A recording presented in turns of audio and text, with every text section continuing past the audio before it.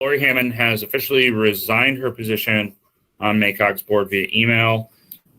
She was going to be rolling off of the city council. So we'll work with Council President Sharon McBride to work on a replacement for next calendar year. Councilman Hicksonbaugh. Mayor Jenkins. Here. District Deputy Commissioner Johnson. Here.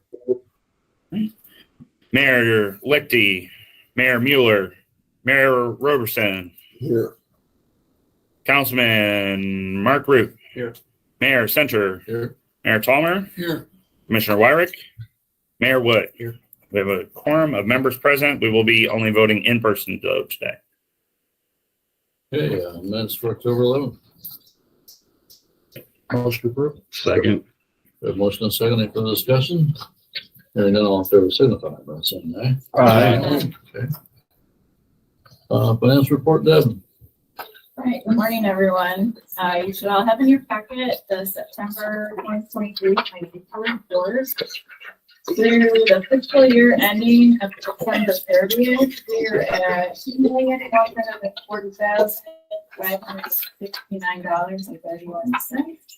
That's 18% of our annual budget. Our cash balance at the end of September was $2,459,369.84. And our disbursement for the month of September was $681,912.05. Are there any questions over the September 24th report? If not, I'd like to ask the board approval of September 2022. Motion to approve. Second. We have motion and second. Any further discussion? Hearing none, all in favor signify by saying aye. Aye. All opposed? Motion carries. Mayor Jenkins, anything? Nope, I think everyone has a package of modifications in their packet. New business, James? Yeah, we have a few items of new business today that we'll be presenting. Dana is going to be presenting those from our team, Dana Weaver. So I'll turn it over to Dana. Morning. We have three actions for transportation resolution 34-23. The first one is locally initiated, but it is the action of adding a countywide bridge inspection and inventory program project in St. Joseph County for fiscal year 24 to 27. Our second one is NDOT initiated, and it's a bridge replacement located on State Road 10 at Deer Creek, about 2 miles west of State Road 331, with the action of increasing construction-based funding. This item is located on State Road 120, west of State Road 15 to east of State Road 15, and this is a pavement replacement with the action of adding the roadways. Just ask for the approval of these three actions. So moved. Second. For a motion and a second, any further discussion? I believe that on the screen it says State Road 19 at for 3423. Can we go back one? Yeah, it should be. One. It should be 10. State Road 10. Okay. That's just, it's typographical on the slides presented. On the actual agenda is correct. All those in favor signify by saying aye. Aye. All opposed? Motion carries. Next, we have our NDOT rules monthly projects. They adjusted their deadlines to close December 1st. And they've already been paid since October 30th. These funds are available for LPAs that are interested in projects to include sidewalks, bridge, safety, and other projects that are eligible under the FAST Act.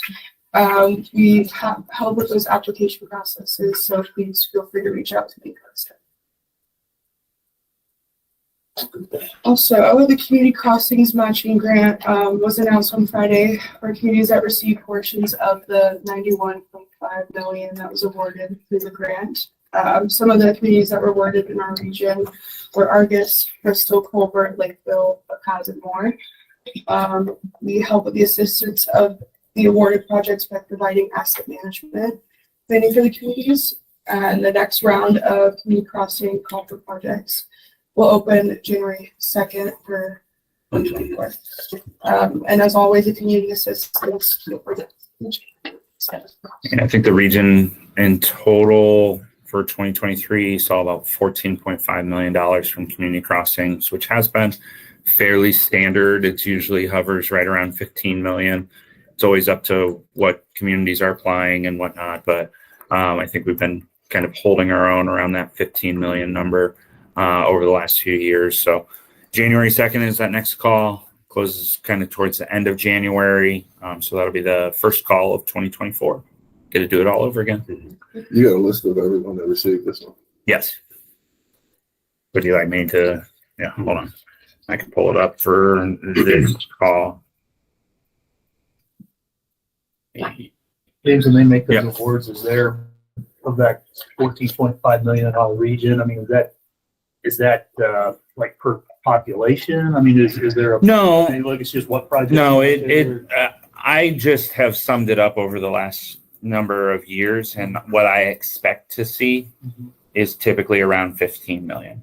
It ultimately depends on what towns, what counties, what cities are applying, how often we're hitting that 1 million, versus, hey, Silver Lake threw in this year and they got 150,000 or something like that, right? But it seems as if over the past 6 or so years or more, I'm having trouble remembering how long it's been, we average about 14 to 15 million. So if we're somehow under that, I think that would be more an anomaly to look into, like, hey, our community's not applying, or not enough of our smaller communities applying, our county's not hitting that $1 million number, some of our larger cities. But if we're having a fairly normal year, it's in and around that $14 to $15 million range. And that's where we ended up for 2023, for this year. It's 14.5 million. It was 24 communities from our region that received funding. And because we're at a different venue, my phone's having a little bit of a challenge pulling up that list. So I can always try and send that out after the meeting. We can send that out as an update. But here, hold on. I might have. So in the second call, Argus received about 800,000. Bristol received about 500,000. I'm going to miss some folks probably here or there as I'm going through. Culver received about 200,000. Elkhart County received 300,000. I think that was their second application because they had received some funds at the beginning in the first call.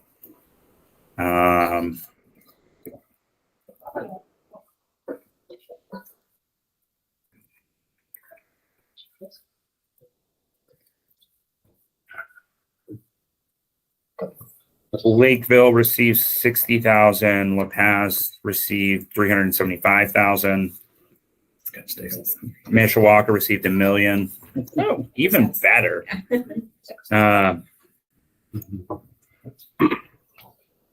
Okay, which one's that? All right, there we go. All right, Mishawaka received $1 million. North Webster received 290, or about 300,000. Osceola received 160, and Silver Lake received about 190,000. So in total for the second round, that was 5.6 million. And in the first round, we received about 8.8, and that was Bristol getting $1 million, Elkhart County getting $1 million, Etna Green getting 80, Marshall County getting $1 million, Mentone getting 350, Middlebury receiving 300, Milford receiving 200, Napanee about 850, New Carlisle 700,000, Osceola 200, Pearson 100, Plymouth 600, Sydney $11,948, and then South Bend and St. Joe County each received $1 million. So that was the 2023 call. So we had a city or two not apply, so we probably could have been at a higher level for the year, but we had a number of our rural smaller towns also participating, so we were able to get to that 14.5 number. Happy to summarize that though on more information. We have a better spreadsheet than what I could pull up real quick that can summarize that pretty quick.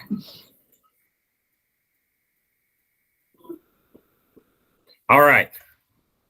Everybody's favorite discussion, urban area boundaries. Last month, we had a long discussion about the urban area boundary, about our presentation. You'll recall that the board gave authority for us to submit the urban area boundary as was presented, which was to go straight down Ash Road.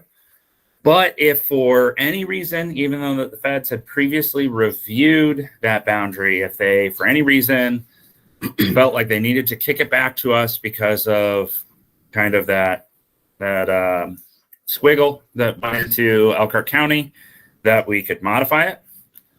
I am pleased that you gave us that authority because sure enough, 2 days after we submitted it, even though they had it since September, they bounced it back to us and said, hey, you can't go straight down that transportation asset. You can't go straight down Ash Road. We want you to follow that circuitous path over in the northwest corner of Elkhart County. So we have made that modification. So wanted to report back to the board that those yellow lines are the official smooth boundaries for the 2020 census. So you can see how the urban area from South Bend, Mishawaka now extends into Elkhart. Honestly, we treat these two things like they are one urbanized area, but wanted to make sure that you all were informed that that was kicked back to us and that we did have to make that edit. So Did they approve that edit? We anticipate they will approve it. They technically have till the end of the calendar year to approve it. They seem pleased that we sent it back to them that way. So I assume they will approve that. We did not foresee any other issue other than this kind of squiggle. But we anticipated, even though they had it for review since September, that this would be a potential challenge, even though they said it wouldn't be, and it was. So we appreciated your flexibility in allowing staff to make that change if it came up, and it did. It's always nice to be a rubber stamp. Yep. So, but wanted to make sure that we reported back on that just so that you're fully aware that that's all that I had on that one. Just a kind of an update. Happy to answer any questions. So if there are any. All right. So we'll kick it over. Justin, new. Quick question though before we Oh, go yeah. off that. If they bounce it back again, you still have the authority to make further changes, right? So That's correct. Yeah. As long as they're minor in nature and we report back on what those were, but I'm not anticipating anything else at this time. I'd be surprised. That one was not necessarily, that one was something we could anticipate. Anything else would be foreign to us. Morning. Just going to kind of update the group on a project that NDOT's working on. It's a vulnerable road user safety assessment. Basically, vulnerable road users, non-motorized transportation on roadways. And the reason for it, it's primarily a federal highway requirement that they do this assessment. NDOT formed a steering committee. The steering committee included MPOs throughout the state, LTAP, a few other people, and NDOT, of course. Part of the justification for it, you can see from the graphs on the right-hand side up there, the kind of steady growth in number of serious injury and fatality numbers throughout the state. That kind of purple line that's shown on there is NDOT's projections on that declining. The reality is it has not declined. So, the requirement or reason for doing it. The picture on the left there is just kind of the basis for what they're using to do the assessment. The assessment draft is actually out right now for the steering committee to review. It is due November 15th. So a pretty tight window for review and comment, and then they're submitting. Like I said, just kind of wanted to give everybody an update on where things are at with that. Oh, I did want to, I guess also, probably more of a personal note than anything else, INDOT has made a commitment to this being a continuing process. They keep referring to it as a living document. So we're looking forward to seeing how that progresses also. And Dustin was able to help serve on, I don't know what the official term was. Were they calling it a steering committee? Steering committee for the state. So the state every 2 years and 4 years has to set a target for bike ped fatalities and serious injuries. When they don't achieve that, then they have to do this plan of how they're going to target funding to focus on, reducing vulnerable road user crashes. And so they got tagged for not achieving those targets. And so they have to have this plan in by November 15th, which was a very, very tight turnaround. Dustin's been able to participate. We've been trying to get feedback. We know that they're on a tight turnaround. While we're supportive of the concept of the plan, there are some just inherent flaws, I feel like, as this is INDOT's first vulnerable road user safety assessment. One of those that I would point out is the crash data that they have is not the cleanest. Like when you get that crash data straight from Aries, it's not always in the right location. And so we consistently sent them our information that we felt like was more cleaned. I understand if they couldn't get that statewide, but some of the underlying data is a little bit flawed for the plan because it's not correctly located. The other challenge that I personally have with INDOT's plan is that 80% of the vulnerable road user crashes happened in urban areas, which is not surprising. The majority of pedestrians and bicyclists happen at higher rates, happen in urban areas, so there's a higher risk factor. It's just inherently, that's not unique to Indiana, it's just how it works. But then when you get down to their Appendix A that shows high-risk corridors in areas where INDOT might want to target further investment, they only showed something like 4 urban corridors. And they showed quite a lot of rural corridors. And it has to do with that they have a different rating system for urban corridors than they do rural corridors.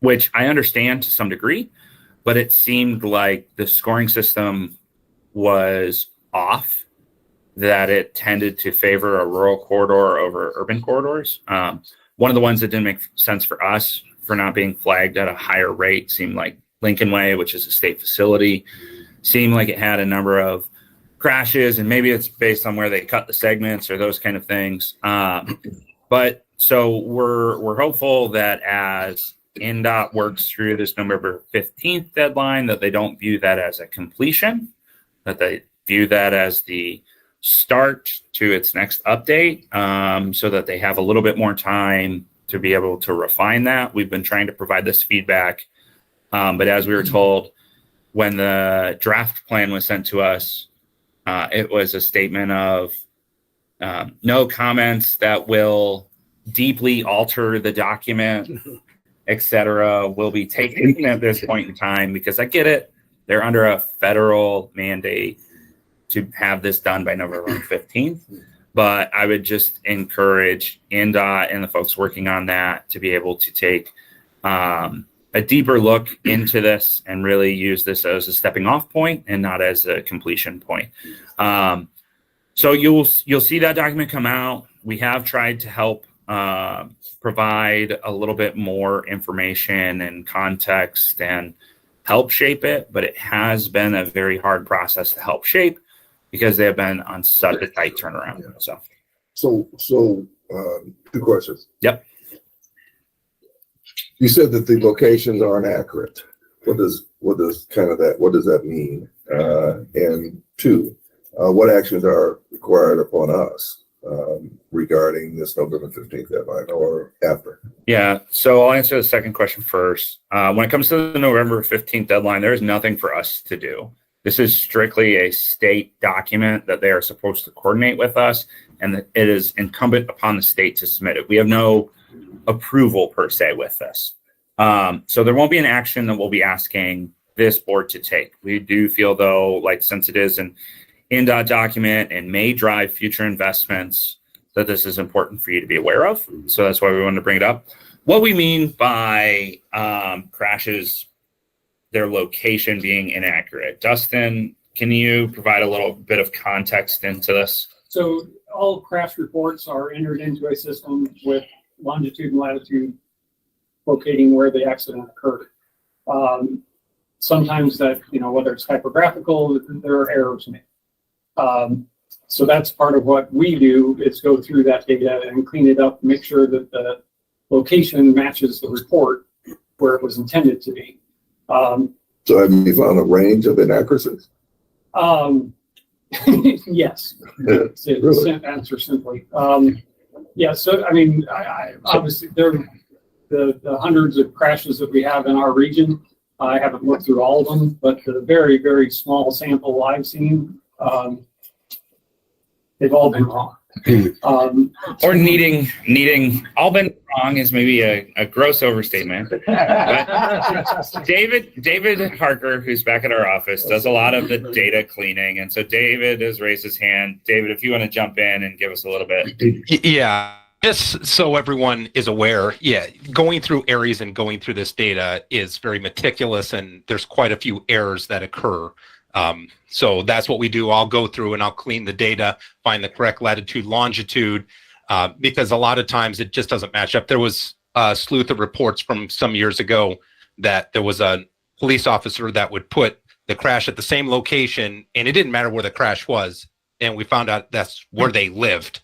So basically it just comes down to correcting that data, and it's very meticulous. But I feel that we've done a fantastic job, and then creating the dashboards, which you guys are all aware of, in order to see the most accurate data from what we did versus the reporting that occurred at the time. Yeah, and a lot of our police partners often think that crash reports are used for insurance purposes, and they completely are. But they also help drive decisions around where crashes are occurring. And so it's really important to understand, was that in a parking lot or was that on the roadway? Right. Was it at Cleveland and 23 or was it at Cleveland and 23? Both of those are two different intersections that happen on the west side of the mall and over by the Martins on the east of the mall, right? And so we all have those, right? Like a roadway like McKinley that used to be US 20. Okay. Sometimes the police will report that it happened on US 20, but you read in the narrative that it happened in front of the Kroger at Town Country, and you go, wait, you're talking old US 20. That's McKinley, right? And so sometimes it just depends on how clean or clear that information is written up. And it's not unique to any one police department. This is all police departments. And, it's just one of those things of like how accurate that information is. Sometimes it can be as minor as forgetting a negative, at least this always used to be a problem, a negative in front of the lat long. And then if you don't have that negative, all of a sudden this crash is coded in China. Right. And so it's like those kind of things where there's a lot of potentials for error. And so we spend time reading those reports and cleaning those. But the consultant that was hired to do the states is working with a lot more crashes than just 4 counties. And so they're usually taking the raw dump of data from the system that is starting from a lesser point than where our data is at. So are we talking about all crashes, vehicular? So they were only looking at vulnerable road users. So that would be bike, ped. We made the argument that they should be looking at the Amish population on horse and buggy. I think we got them to include that in the narrative Mention of it. There was a mention of it, but they technically view that as a vehicle. So it was not necessarily considered. Yeah, it is technically, but Motorized. yeah, so, yeah, it feels vulnerable to me. Yeah. Now it doesn't meet the federal definition, Okay. but we felt like the state could make that kind of caveat. But really, what it was largely looking at was bike and ped, if we're putting it at its most simplest. Now, Golf cart. no, I don't believe golf cart is in there either, or scooter, or is scooter. See, it's, Motorized Yeah. wheelchairs. yeah, Yeah. and technically That would be a pedestrian. a worker in a work zone is also considered a pedestrian. So there are some of those kind of, intricate details. I think they've done, with the timeline that they've had, a fairly decent job. It's just, I really want this to be on November 16th. We're going to spend some time figuring out over the next few months how we can make this more accurate and better, and how it will better influence some of the things that we're doing. My fear is that on November 16th, we say, well, we don't have to update this document for another 2 years or whatever the update horizon is with the feds. Because there are just, it's an inherently challenged document based on where it started from, with the underlying data having some challenges. And they made a note of this in their own report. They said, we know that the data is challenging. We have urged our stakeholders to understand that it's supposed to be giving us high level information, and so it may not be pinpoint accurate. And I appreciate that. But then in the back, they have ranked corridors based on that data that score high or low, and are then considered, high risk, or areas where they might want to focus investments. And so by inherently doing that, you have a flawed process, because you acknowledge that the data you started with isn't great and that it's not pinpoint accurate, but that you're also then ranking corridors off of that. And so it's a little confusing. We'll see how it goes. It's the first one that the state's done. We just want to make sure that you all are aware of it, because I'm not sure exactly yet how the state will use this document. The state is now required to expend certain amount of money that has to be tagged for vulnerable road user assessments, or not assessments, but for investments. And so the question will be, is that going to look like, hey, we were already having these projects that are programmed, these sidewalk projects or these kind of things, and we'll just flex those over to this vulnerable road user funding? Or are we now going to spin up new projects or make different state investments based on this? And how will that influence, some of those new projects coming forward? So last question. Have you noticed any consistencies with our trails and bike relationships to crashes? I mean, we have multiple trails that are running through Napanee, Middlebury, and Elkhart. Right. I'm trying to get an idea whether or not, if you've done a crossover, to say, are we experiencing an inordinate amount of crashes on our trails? Do those corridors come up? Yeah, I would say I don't know that I've personally looked at it. I know our team has looked at bike ped crash.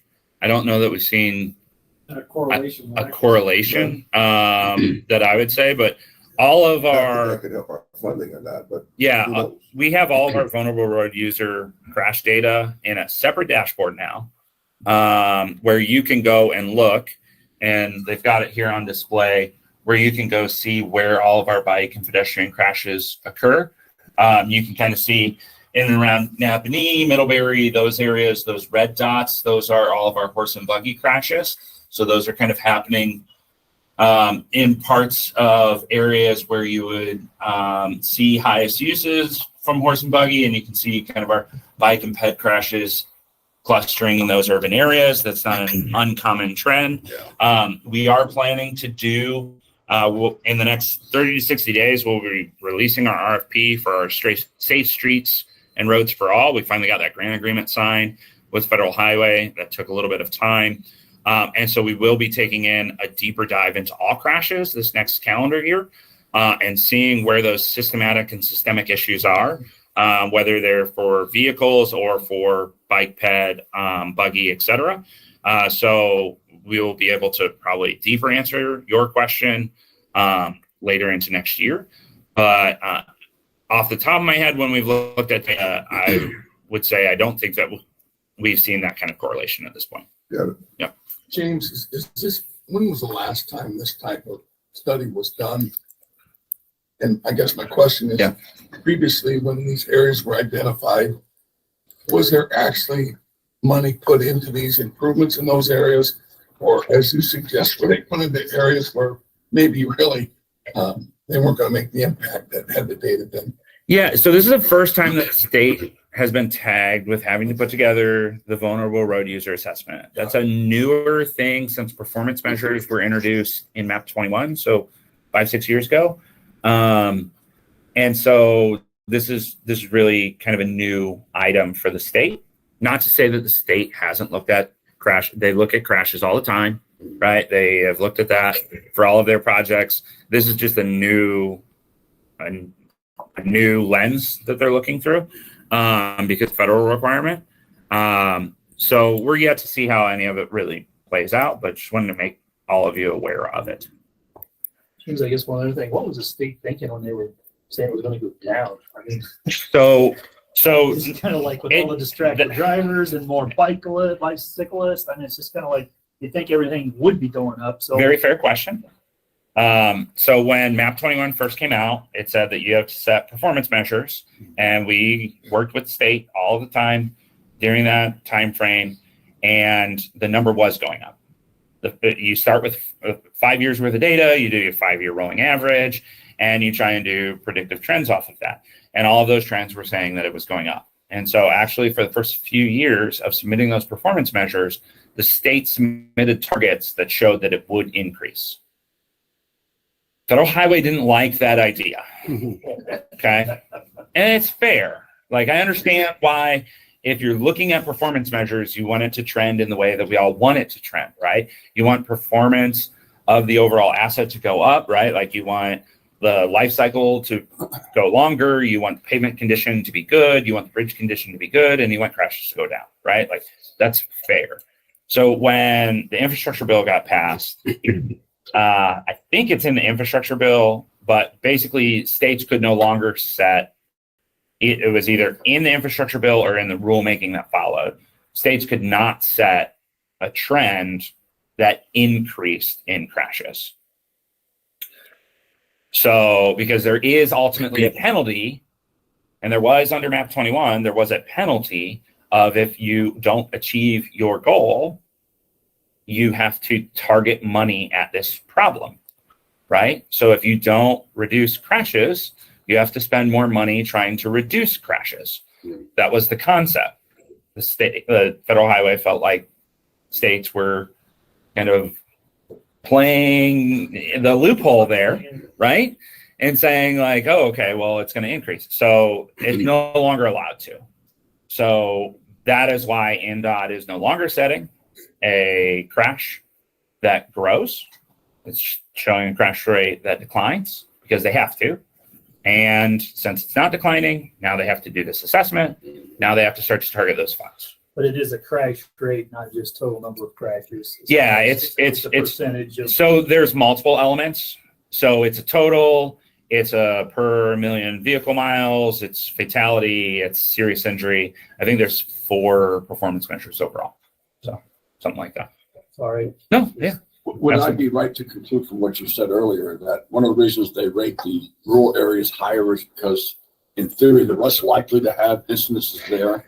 Yeah, that would be the prevailing logic. And then when you get to And so then when they and happen, when you get to counties like we have, where you have a lot of rural areas between urban areas, you would think we're trending higher. Yeah, and so like one of those areas that trend higher in NDOT's data for our area was right around Etna Green. I haven't personally dug into those crashes to know is that Amish population trying to get from Napanee down to, there's a large feed distributor down there in Etna Green. So is it that, or is it crashes that are occurring in Etna Green? I personally haven't looked at it. But there was a cluster of bike ped crashes that have happened in the Etna Green area, and that was at a higher rate than what was expected for that rural of an area. And so it flags higher. And that logic makes sense. It's just, it doesn't make sense when you look at the Appendix A and you have 4, and then don't quote me on the exact numbers, it's for demonstration purposes, but it's like 4 urban corridors and like 30 rural corridors, where that's statewide, saying, well, 80% of the crashes occur in urban areas, but 80% of our projects that we're potentially looking at are in rural areas. It's a little inverse to what you'd expect. So, Achieve the outcome you're looking for. yeah, it needs refinement. So, And I'll just, as a side note, just mention that I happen to have a bike path in front of my home. And what I see a lot is, let's call it the competitive bikers. And they're not just where they use the road rather than the bike path. And I haven't seen specific accidents along my street, but you know, the road I live on, you know where I live, Rod, on County Road 15. It's narrow and there's a 8-foot wide bike path there, but these people with, and I'll call them competitive bikers because they got the helmets on and they're wearing these spandex suits and what have you. They don't use the bike path. They use the road, and it's a dangerous road anyway because it's relatively narrow. So I think there's some education that needs to happen as well. Yeah. So, not to belabor the point, but we just want to make sure that you are aware that NDOT was working on this, but also we've spun up a new dashboard to try and make sure, like, we already had all of the serious injury and fatality crashes that you could get, and you could query to get just bike and ped and horse and buggy. But we did want to provide just a separate resource that you could go look at just for all of those, no querying necessary for all those vulnerable road user crashes that we have in our region, so you can go see that. So we wanted to make you aware.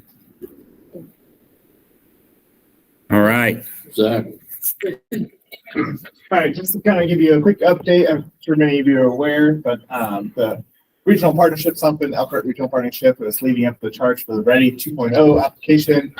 So I thought I'd just give you an opportunity to let you know there are workshops that are occurring around the area, and I have this bulletin notes, right? So we had one in Elkhart last week. Tomorrow there's one in Plymouth, and then following weeks there are one in Goshen, and South Bend, Freeman, and Mishawaka. There's information on their website. Let us know if you haven't seen the invites. Encourage everyone to attend. The idea of these workshops are just kind of first get a recap of what's happened so far with regional cities, with Ready 1.0, but also talk about what's in line for Ready 2.0, and they asking for ideas for new projects. Also understand different priorities, and there's some changes between 1 and 2 and different little nuances, so that they kind of go over some of that if you haven't been plugged in to that. But I thought I'd let everyone, here, be aware of what's going on in the region for that.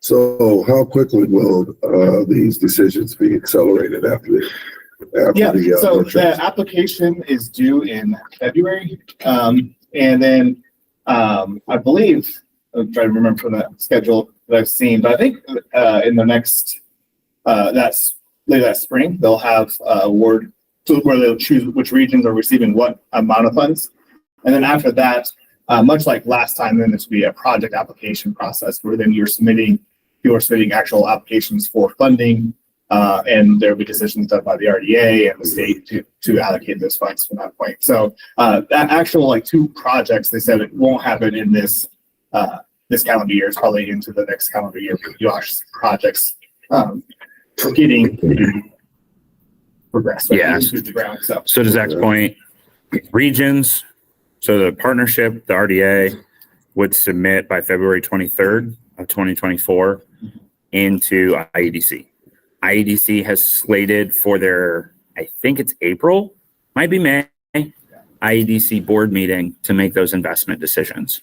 So our region would be applying for, this time it's up to 75 million.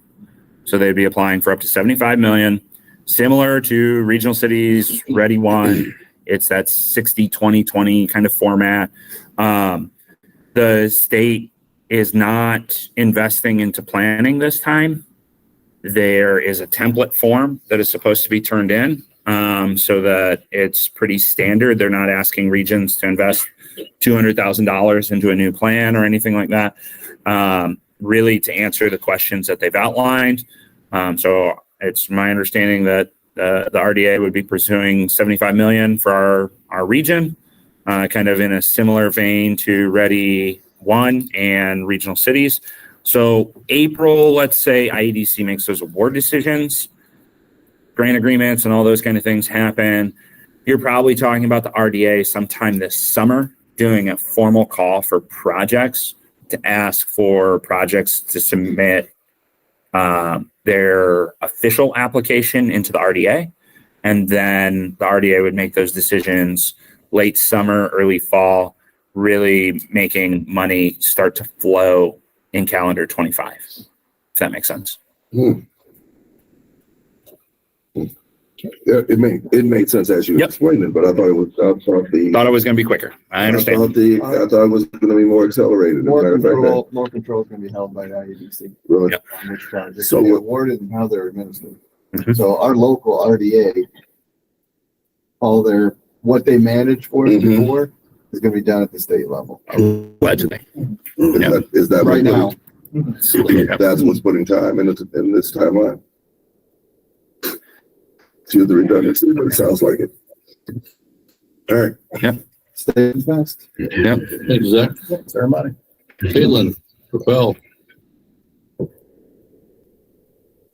I know a few months back, the Propel team came to kind of give you an update on where they were at with the planning and environmental linkages study along US 30 and US 31. That time they were kind of wrapping up the draft purpose and need, and they're moving into kind of the next stage, which is the universe of alternatives. So kind of outlining different improvements that could be implemented to improve mobility and safety along the corridor. So I've heard the US 30's West group, which is kind of more of the Marshall County side, they're supposed to be releasing a technical memo of the universe of alternatives next week. And I would imagine that 30 East would be on a similar timeframe, but I haven't heard that for sure. And as always, they're going to be holding community office hours throughout the region. So Argus will be in Argus on December 2nd, Winona Lake December 6th, and then in Warsaw on November 14th. Now there's a stakeholder meeting for the US 30 West group next week.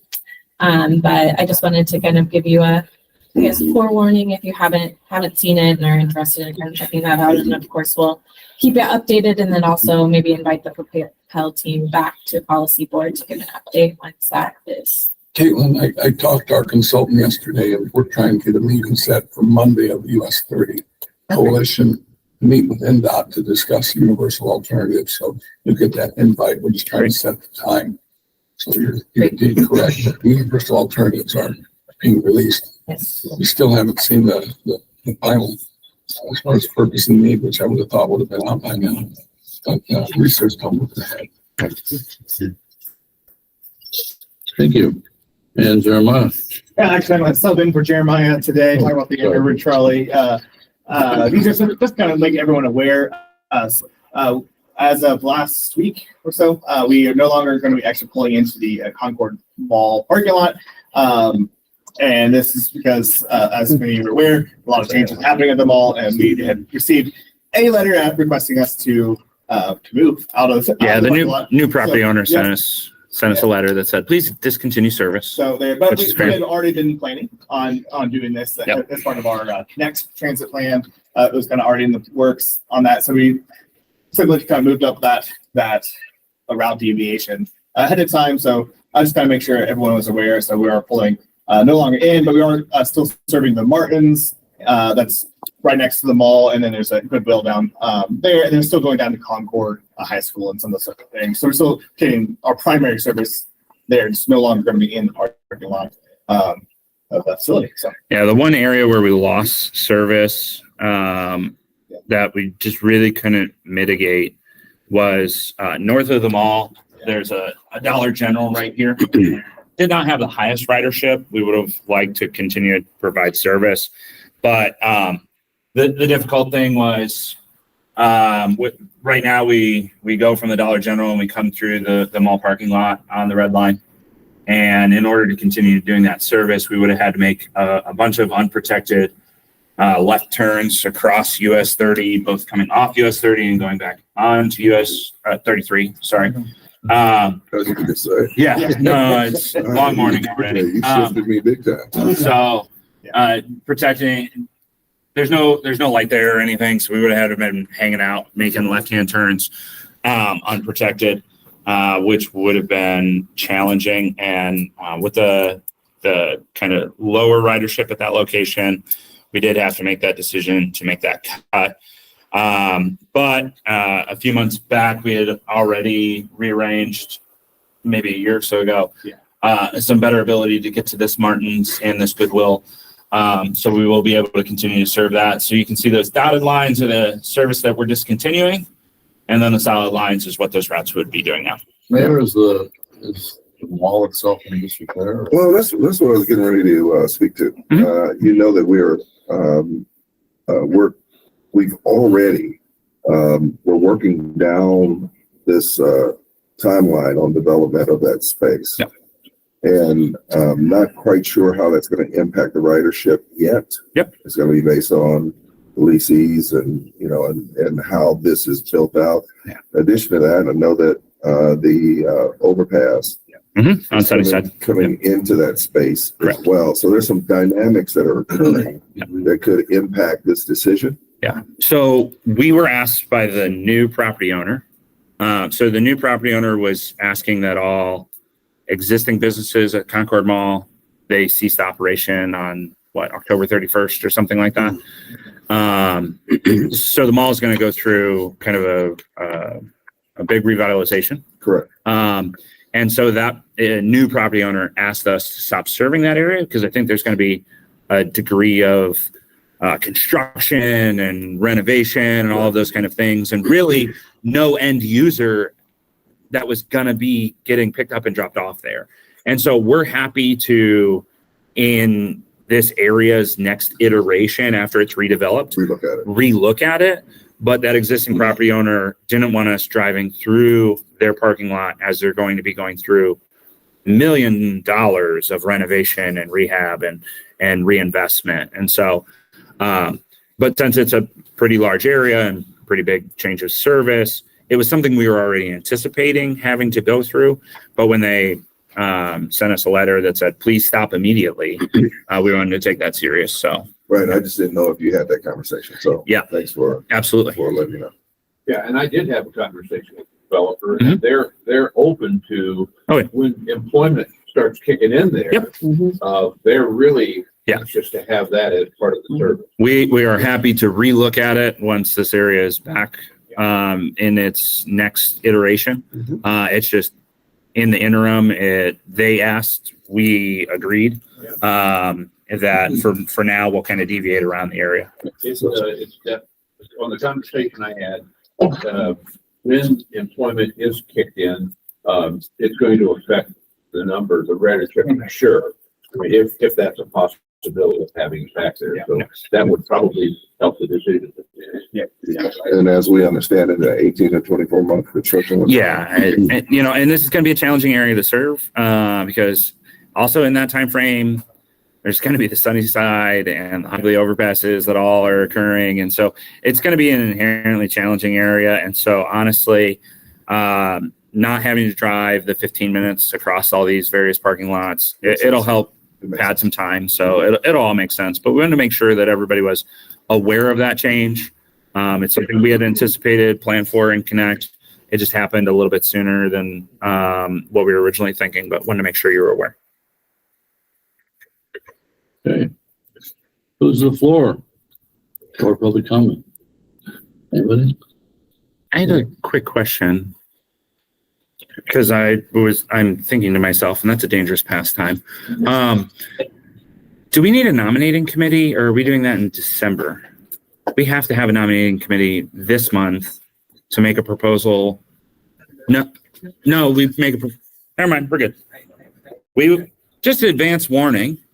We're going to need a few of you to volunteer for a nominating committee next month, where then we can vet our executive officers and propose a new slate of officers at the January meeting. And then those new officers take over at the end of the January meeting. So no volunteers are needed today, but if you're really acutely interested and excited, please see me, and we'll make sure to include you on that nominating committee. It's not a very arduous process, but happy to later. I just was thinking that we needed them for January, but we do elections in January, so we're okay. Sorry. You will not need me in January. We always we would love for you to be there, Do not let him on. but if you're not there, we will have our first vice chair run the meeting on, but we will try to do it without you. It's gonna be hard. They're just being nice. It's gonna be hard this week. He's not used to that either. I was gonna say, we will have a few board members next month completing their final board meeting. We will have a few. And so we're very appreciative for those board members and look forward to being able to thank them for their years of service. And come January or February or March, whenever those councils decide to make those appointments, we will be welcoming a few new board members. So not a lot of major changes or unanticipated changes, but there are a few. So just FYI. Are the mayor's ex officio appointments, so they can be corrected to come to the January meeting? Yeah, the mayors are by office, and so they do not need and they don't have a proxy or anything like that. So Jeff, Yes. Gross, Yes. correct? Yeah. So Jeff, Mr. Listenberger, all of those folks can come directly to that January meeting. Presumably, commissioners and council members who are already appointed, we assume, unless noted otherwise, that they're going to be reappointed. So you all as council members can make those decisions, but typically those appointments continue. It's just when those positions have changed over, so for example, South Bend Council, there will be a change because that council member is not going to be on council next year. So we know for sure that'll be a new appointment. And until those other councils or commissioners reappoint, a lot of you do it in December or January, and so it's usually not an issue. But until you do that reappointment, we assume that you're still our member, is how I take it.